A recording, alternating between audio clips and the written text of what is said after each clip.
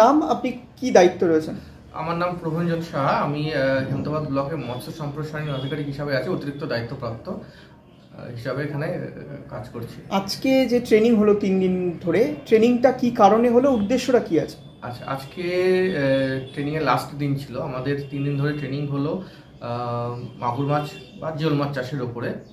এই ট্রেনিংটা মূলত দেওয়া হলো হেমতাবাদ এবং রায়গঞ্জ ব্লকের মৎস্য উৎপাদক গোষ্ঠী যারা আছে, প্রত্যেকটা উৎপাদক গোষ্ঠী থেকে 4 জন করে নিয়ে এই জিওল মাছ বা মাগুর মাছ চাষের ট্রেনিংটা দেওয়া হলো। টোটাল আমাদের ট্রেনিং ছিল 32 জন। হেমতাবাদ ব্লকের 3টে গ্রুপ থেকে 12 জন এবং রায়গঞ্জ ব্লকের 5টা গ্রুপ থেকে 20 জন, এই মিলে 32 জনের ট্রেনিংটা দেওয়া হলো এবং আজকে শেষ হলো 3 দিনের ট্রেনিং। আচ্ছা, এটি কেন, মানে ট্রেনিংটার প্রয়োজন পড়লো কেন?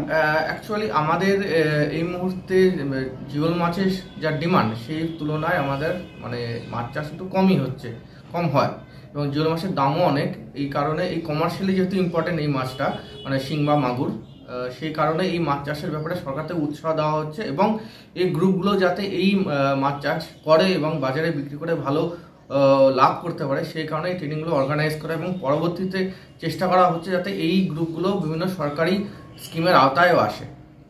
এখন দাম কি বেশি আছে এইসব? দাম শিং মাছ বা মাগুর মাছের দাম বরাবরই বেশি থাকে। মোটামুটি পাইকারি রেটই চলে 600-700 টাকা, বাজারে গেলে হয়তো সেটা 1000-1200 টাকা অবধি চলে যায়। তো সেই কারণে চেষ্টা করা হচ্ছে যাতে এর চাষটা বৃদ্ধি পায় এবং দামটাও সামঞ্জস্যপূর্ণ হয় এবং সাধারণ মানুষের নাগালের মধ্যেও যাতে থাকে। এই মাছগুলো কোথায় কোথায় যাবে উৎপাদনের পর? উৎপাদন পর মোটামুটি মেনলি লোকাল মার্কেটেই বিক্রি হয় এবং বাইরেও কিছু যায়, শিলিগুড়ি যাচ্ছে বা বিহারও যায়।